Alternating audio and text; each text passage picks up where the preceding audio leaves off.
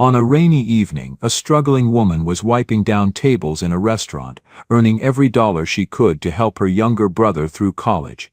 Suddenly, an older man stepped in, his coat soaked, his face uneasy as if he'd walked into the wrong place. The other servers ignored him, assuming he wouldn't leave a decent tip. Only she approached, welcoming him with quiet kindness, offering him a warm cup of coffee and a grilled salmon. The next day, she was suddenly fired because of that simple act of kindness. But when the man returned and revealed who he really was, everything changed. Before we dive in, leave a comment below and tell us where you're from. We'd love to hear your thoughts. The rain came down soft and steady over Columbus that Monday evening, tapping against the wide windows of Whitmore Grill. The lights inside glowed a little too yellow, reflecting off polished tables and glasses half filled with melting ice. The dinner rush had long passed, leaving the restaurant in that quiet middle stretch between early families and late drinkers. The hum of an old ceiling fan mixed with the low murmur of a radio playing something from the 70s. Lisa Harper wiped down the counter for the third time. She wasn't in a hurry, just filling the silence. Her brown hair was tied back tight, her sleeves rolled up from habit. After 3 years working here, she knew the rhythm of the place. The sharp laughter of coworkers at the bar, the polite tone reserved for well-dressed customers, the invisible line dividing who was treated with charm and who wasn't. Beth, one of the senior servers, leaned against the espresso machine scrolling through her phone. Jason, the other waiter on duty, stood near the front with that easy slouch of someone who'd never been scolded for taking his time. He laughed loud at something on his screen. The sound carried across the empty tables like it owned the place. Lisa finished wiping the counter and looked toward the door, half out of hope someone might walk in, half because she didn't want to listen to Beth and Jason anymore. She thought about her brother Evan back at his college dorm, about the bill she had promised to help pay next week. She thought about how tired she was of keeping her mouth shut. "Don't stir trouble, Lisa," she told herself. "You need this job. Just 1 more month until Evan's semester ends."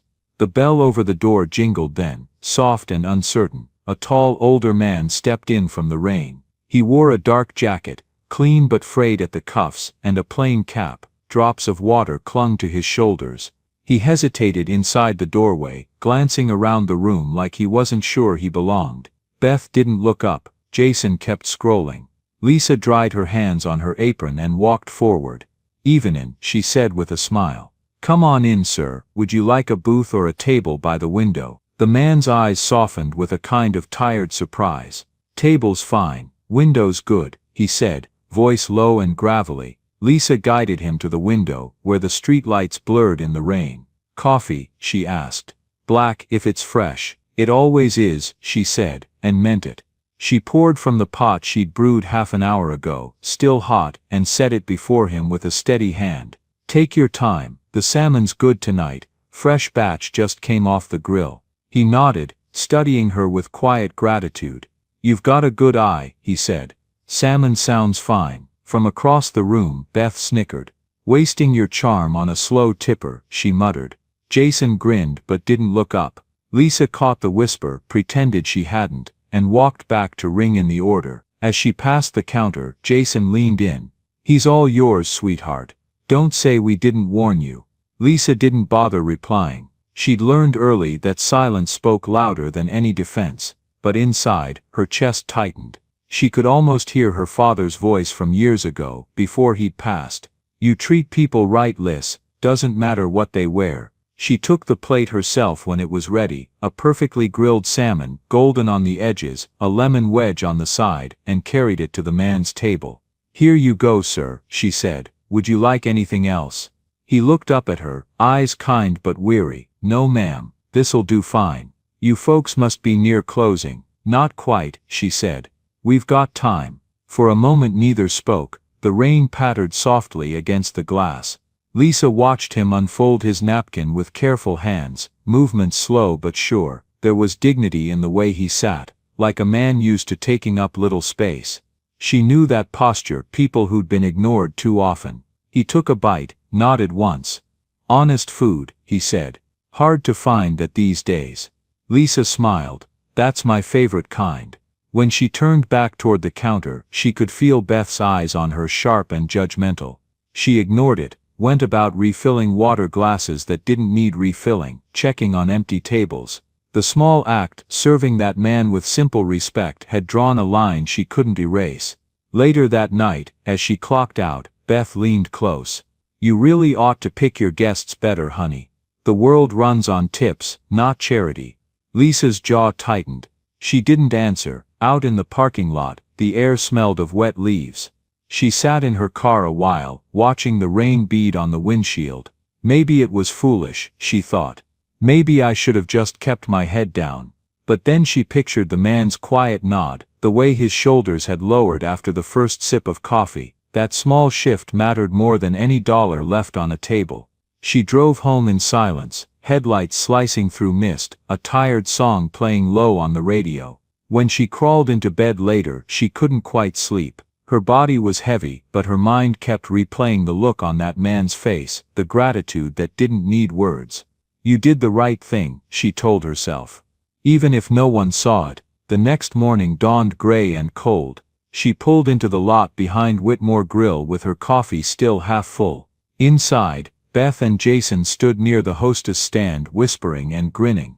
Something about their faces set her on edge. "Morning," Lisa said, hanging her coat. They didn't answer. The manager, Tom, appeared from the office door. His face was flat, practiced. "Lisa," he said. "Can I see you for a minute?" Her stomach sank. Inside his office, the blinds were half closed. A clock ticked loud on the wall. Tom didn't sit. "We're letting you go," he said. Like reading a memo. "What?" The word came out smaller than she meant. "It's not working out." "I've been here 3 years," she said quietly. "Never missed a shift." Tom shrugged. "Doesn't seem like a fit anymore." Lisa stood there, hands trembling just enough that she crossed her arms to hide it. "Did I do something wrong?" Tom looked past her, toward the window. "Let's not make this harder than it has to be." That was it. No explanation, no warning, just dismissal. She unfastened her apron, folded it neat on the desk. "All right," she said softly. "I hope you have a good day, Tom." He didn't answer. When she stepped out, Beth's grin was small and mean. Jason didn't even pretend not to watch. Lisa walked straight through the dining room, out the front door, and into the crisp morning. She made it to her car before her eyes stung. She sat there, hands on the steering wheel, the world suddenly too quiet. Now what, Liz, what now? Her phone buzzed, unknown number. She almost ignored it, then sighed and, "Hello?" A calm, low voice spoke on the other end. "Miss Harper, this is Miller Lawson. You served me last night at Whitmore Grill." Lisa blinked, surprised. "Oh yes sir, of course. Is everything all right?" There was a pause. "I heard you were let go this morning." She gripped the phone tighter. "Word travels fast." "I suppose it does," he said. His tone carried something gentle but firm. "That's exactly why I'm calling." Lisa frowned. "I'm sorry, but how did you—" "I own Whitmore Grill," the man said simply. "And I think we need to talk." She sat back in her seat, breath caught in her chest. The rain had stopped. The world outside was still gray, but for the first time in a long while, something small and bright flickered inside her, a spark of disbelief, of hope, of change coming from the most unexpected place. She didn't know it yet, but that quiet act of kindness had just turned her whole world on its head. Lisa sat in her car long after the call ended, the engine idling low, the steady hum of rain on the roof mixed with her heartbeat. She stared out the windshield, trying to make sense of what had just happened. Miller Lawson, the quiet man from the night before, the one she'd served when no one else would. Now he was saying he owned Whitmore Grill. She reached for her phone again, half expecting a follow-up message saying it was some kind of mistake. Nothing came. Just the gray sky outside, and the soft clicking of the wipers as they swept away the last of the morning drizzle. "Guess we're doing this," she whispered. Miller suggested a coffee shop a few blocks away, one of those old places with squeaky wooden floors and pictures of Columbus in black and white. When Lisa walked in, he was already there, sitting by the window with a folded newspaper and that same quiet posture. He looked up when she approached. "Miss Harper," he said, standing just enough to shake her hand. "Thank you for meeting me." "Of course," she said. "I wasn't exactly busy." Miller smiled faintly. "I suppose not." They sat. The waitress brought coffee without asking. Clearly he was a regular. Steam rose between them. "I need to start by apologizing," he said. "What happened to you this morning shouldn't have happened the way it did." Lisa folded her hands in her lap. "It's all right," she said softly. "I've been through worse." "I don't think it is all right," Miller said. His tone wasn't angry, just firm. "I own several restaurants in this area. I like to visit without announcing myself. You learn a lot more that way." She looked up at him, confusion mingling with disbelief. "So last night, you were checking on us." "In a way, I wanted to see the culture for myself." He leaned forward, voice low. "What I saw bothered me. The way that man at the bar was ignored. The way your coworkers sized up customers before deciding whether they mattered." Lisa swallowed. "That's how it's been for a while. You learn to stay quiet if you want to keep your job." He nodded slowly. "And yet you didn't." She gave a small tired smile. "I guess I forgot to be afraid for a minute." Miller's eyes softened. "That forgetfulness cost you your position, but it showed me exactly what's wrong with my restaurant." He paused, then said, "Truth is, I wanted to see what Tom and his team would do once I left. I let the situation play out, even though I knew it was unfair to you. I needed to be sure." Lisa stared at him. "You let them fire me." "I did," he admitted quietly. "And I regret that. But now I know who I can trust." She sat back, emotions mixing faster than she could name them. Shock, anger, relief, disbelief. "So what happens now?" Miller folded his hands. "You come back. But not as a server." The room seemed to pause around her. A cappuccino machine hissed in the background, the smell of cinnamon and roasted beans filling the air. "What do you mean not as a server?" she asked. "I want you to manage Whitmore Grill," he said plainly. "Starting immediately." Lisa blinked. "Manage? Me? You understand fairness.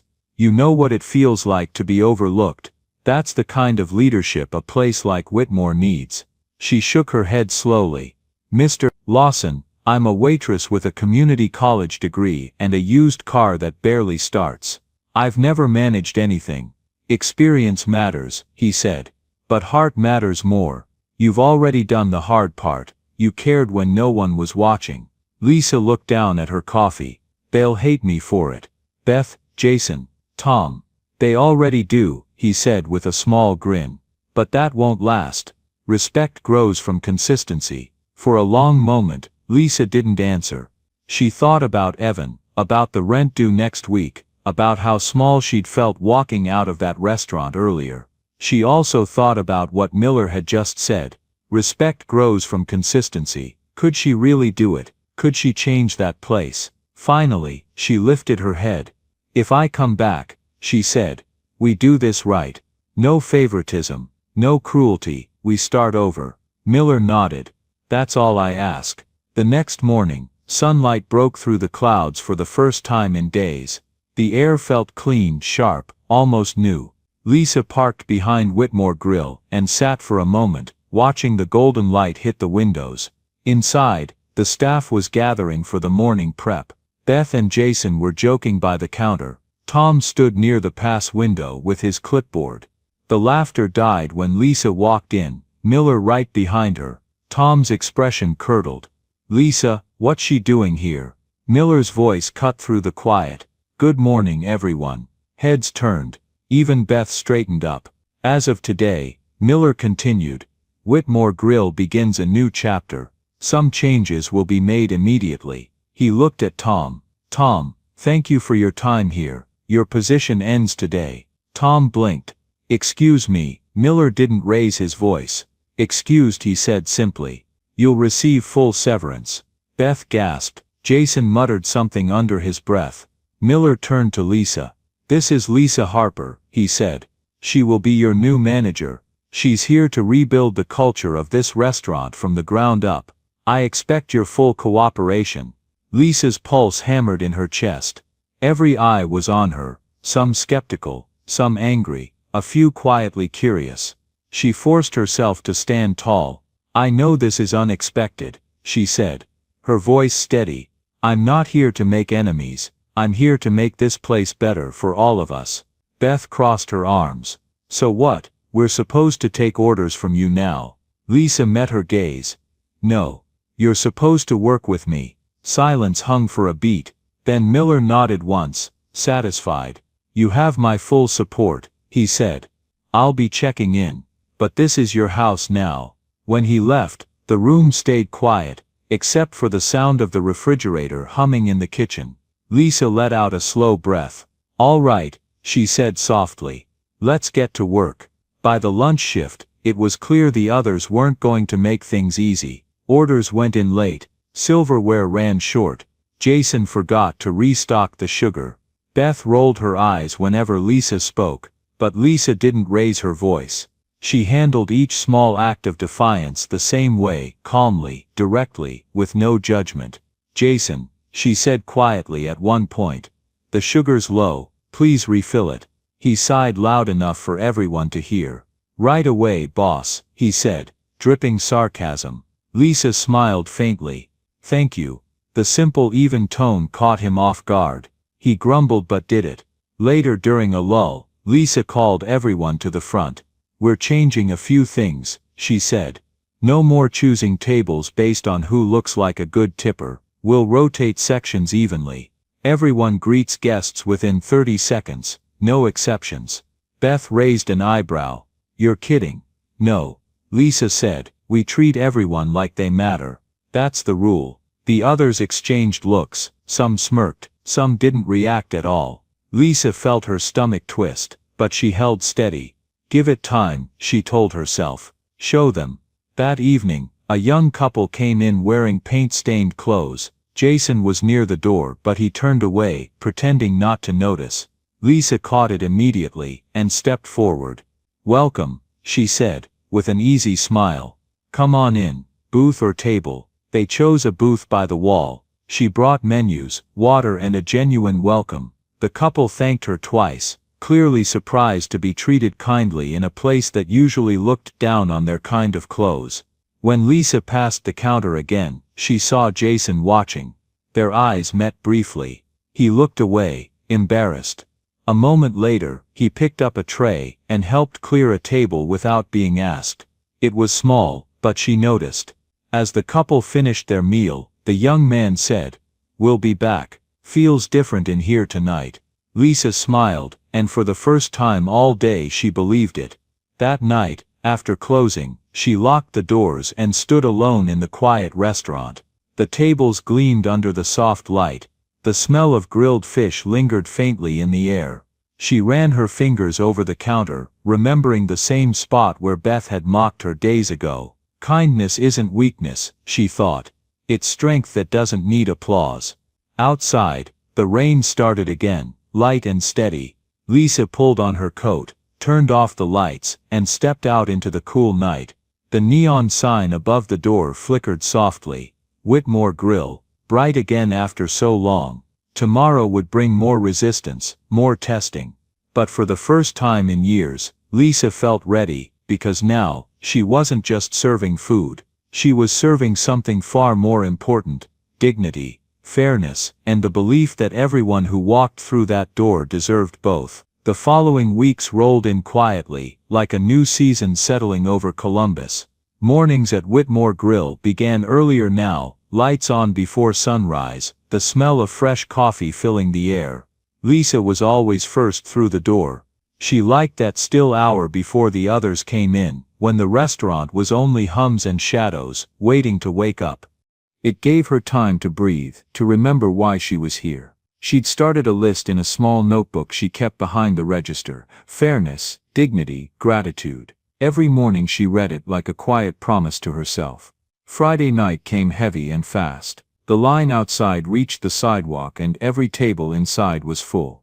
The air smelled of sizzling butter and garlic, the noise of clinking plates filling the room. Lisa moved between tables, keeping an eye on everything: smiles where they should be, orders flowing, guests content. Then near the kitchen she saw it, Beth ignoring a table of construction workers, her attention fixed on a group of businessmen waving $100 bills. Lisa walked over, voice calm but firm. Beth, table 6 has been waiting for 10 minutes. Beth didn't look at her. I'll get there. Lisa took a breath. Go now please. Beth turned, eyes sharp. You think you can tell me what to do just because you got lucky? You're not better than me, Lisa. The words hit harder than Lisa expected. She kept her voice even. I'm not better than anyone, Beth. But they deserve the same service as anyone else.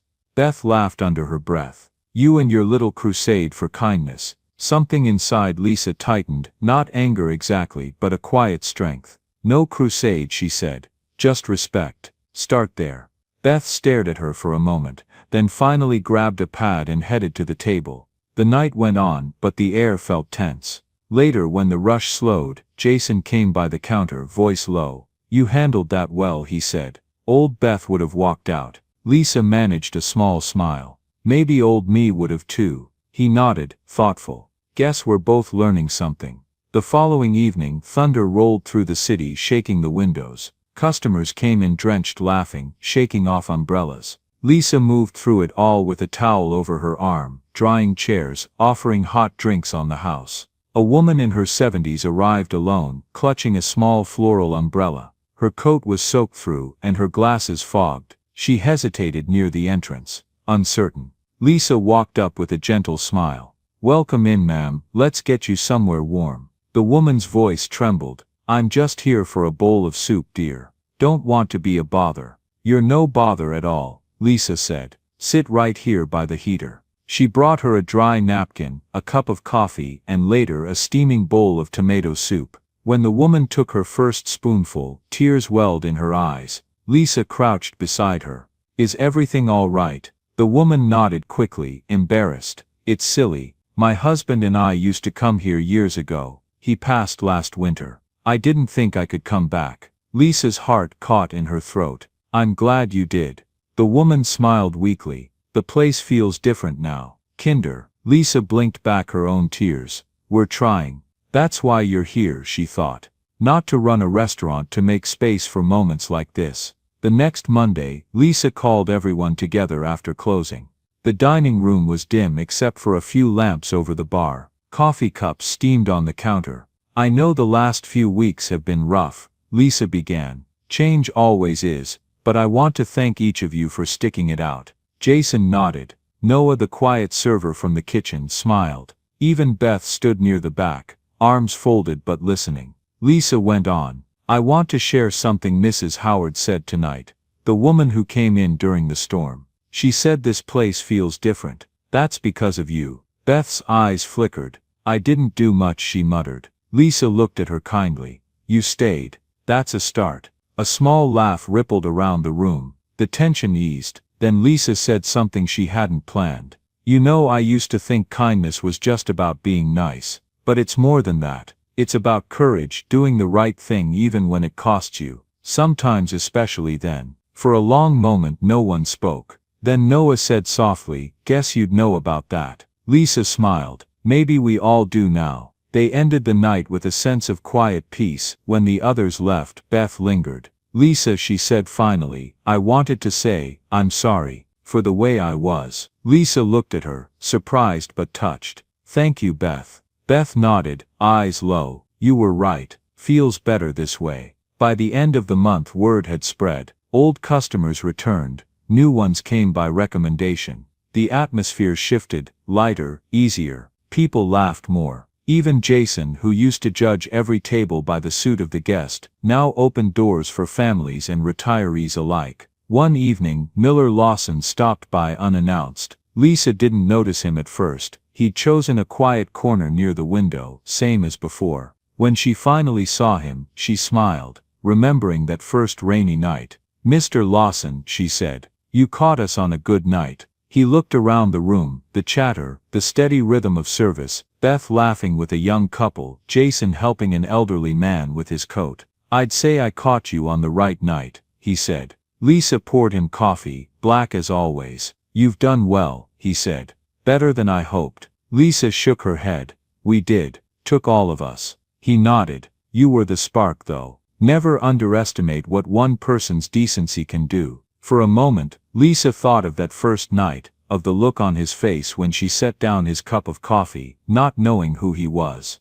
I wasn't trying to impress anyone, she said. I just didn't want someone to feel small. That's the best reason there is, Miller said. He left her with that thought and a smile. Saturday evening came bustling, every seat filled again. The door opened, and a frail older man stepped inside, leaning on a cane. His coat was threadbare, his steps slow. Jason was nearest the door. Lisa watched him instinctively shift, old habits rising, but then he stopped. He turned toward the man and smiled. Evening, sir, Jason said. Let me get that door for you. Lisa froze, watching. The man thanked him softly. Jason led him to a table by the wall, poured water without being told. For Lisa it was like watching the end of a long silent prayer. She felt her chest loosen, her eyes sting. Beth came up beside her, whispering, "You see that?" Lisa nodded. "I did. Guess you were right," Beth said quietly. "Kindness spreads." Lisa smiled,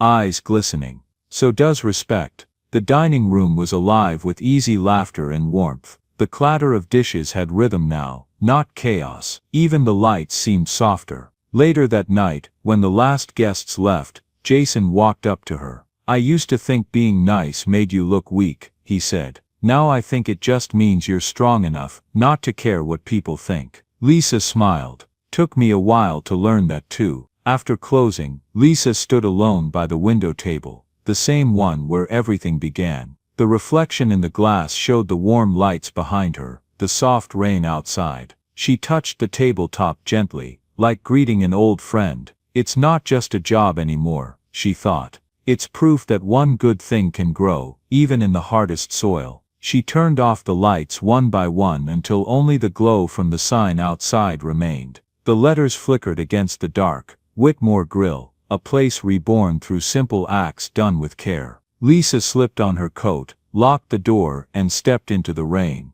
The air smelled fresh, washed clean. She took a deep breath and smiled to herself. Kindness isn't something you do once, she thought. It's something you build, one small choice at a time. And as she walked to her car under the soft streetlights, she realized, maybe for the first time in her life, that she hadn't just changed a restaurant. She'd changed the way people saw one another. And that, she thought, was the truest kind of success there could ever be. Spring came early that year. The snow melted off the sidewalks of Columbus, leaving small puddles that glittered under the first real sunlight in weeks. At Whitmore Grill, the windows stood open for the first time since winter, and a soft breeze carried the smell of fresh bread through the dining room. Lisa stood near the entrance, watching the staff prepare for lunch. Jason wiped down tables without being told. Beth tied her apron and helped a new hostess with the seating chart. From the kitchen came the sounds of laughter, Noah teasing the line, cooks over music that played softly from someone's phone.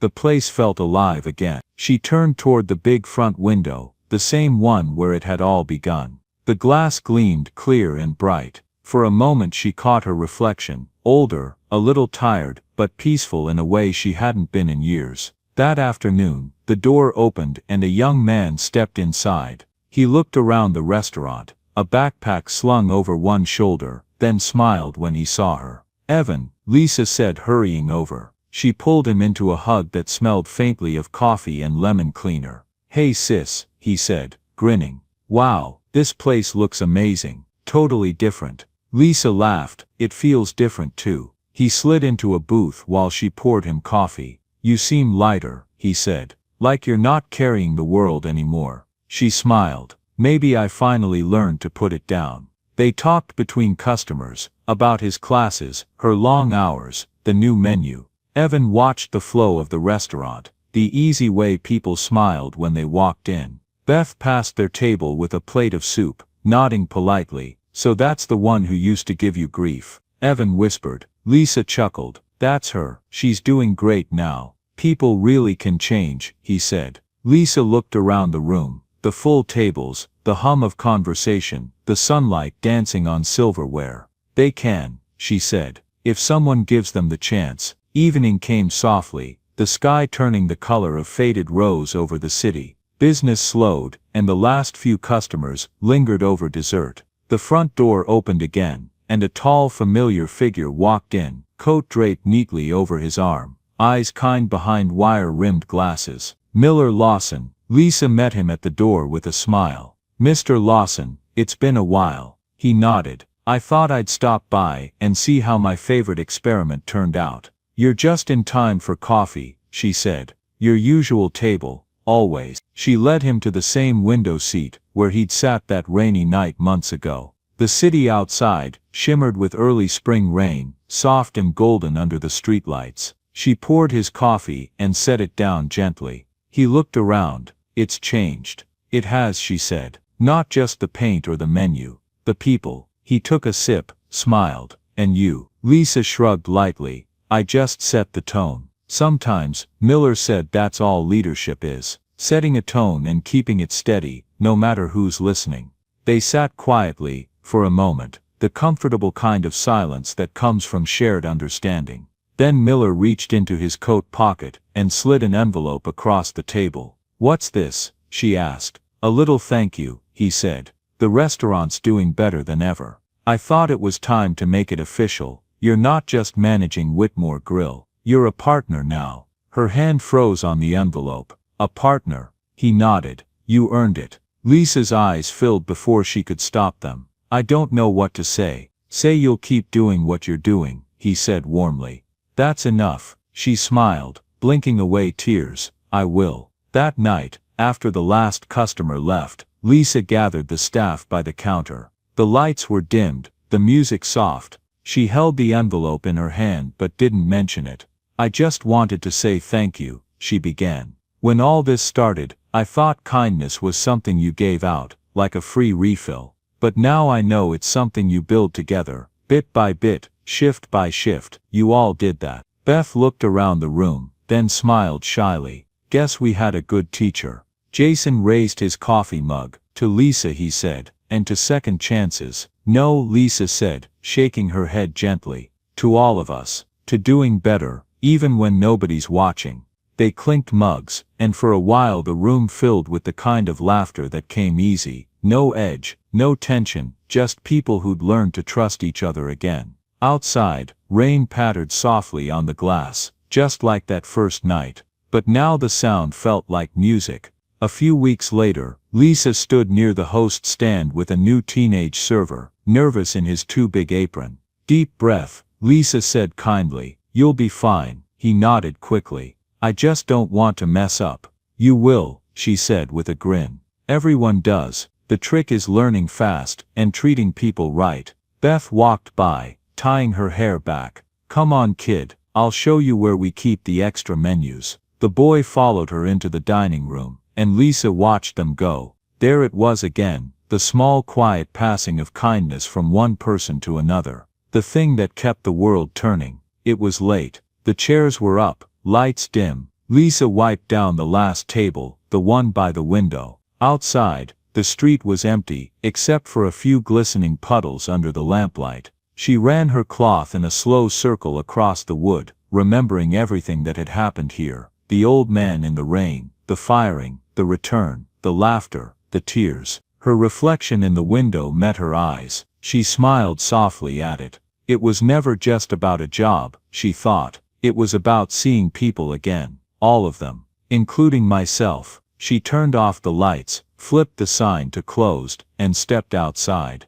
The air smelled like wet pavement and spring flowers. She locked the door and glanced back one last time. Inside, the restaurant glowed faintly from the kitchen light, a warm, steady heart in the dark. Lisa walked down the quiet street toward her car, her footsteps echoing softly. The night air felt cool on her face. She thought of all the people she'd met, all the small moments that had built this new life. None of them had been grand or dramatic, just ordinary kindness, shown again and again, until it became something solid, something that lasted. As she reached the corner, she looked up at the faint silver of the moon breaking through the clouds, and whispered to herself, smiling, "Honest food, honest hearts. That's enough." And under the glow of the streetlights, Lisa Harper walked on, grateful, fulfilled, and quietly certain that the kindness she'd started would keep rippling outward long after the night was over. Join us to share meaningful stories by hitting the like and subscribe buttons. Don't forget to turn on the notification bell to start your day with profound lessons and heartfelt empathy.